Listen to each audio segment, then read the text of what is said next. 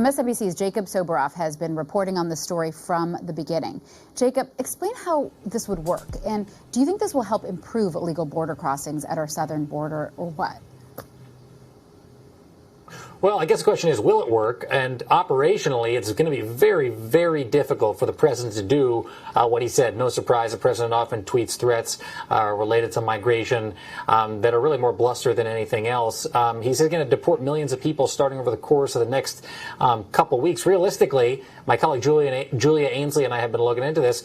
The reality is there's only bed space, detention space, for a tiny fraction of that number in the thousands. So even if the president wanted to go out and execute wide-scale deportations, just like we saw in the 1950s with Operation Wetback, which was the official and racist name of the Eisenhower administration policy to deport 1 million Mexicans, I'm not sure that President Trump could even do that. If he could, though, we should all know, and he should know, it would just end up being family separation by another name, because there are literally 11 million undocumented people living in this country illegally, but many of them have American children. Many of them are our neighbors, our friends, our classmates, our colleagues.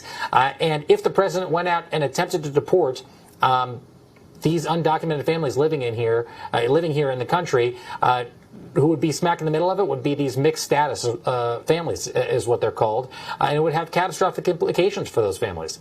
So hopefully just a political statement to Trump's base. But isn't it also not just not enough beds, but ICE is so stretched to the limit as it is in terms of employees and personnel and numbers of people to do things?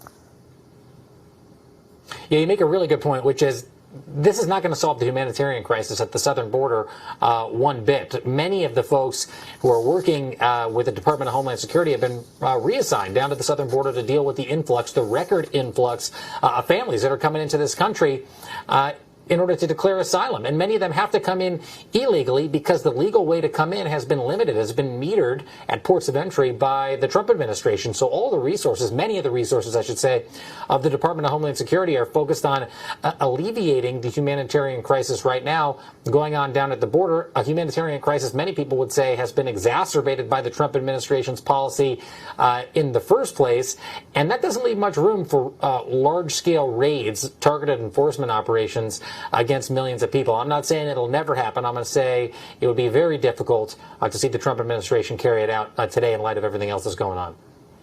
Okay. Jacob Soboroff, thanks so much for joining us.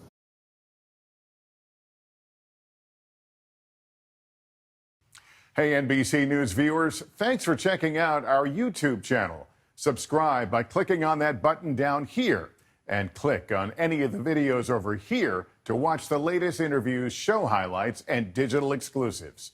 Thanks for watching.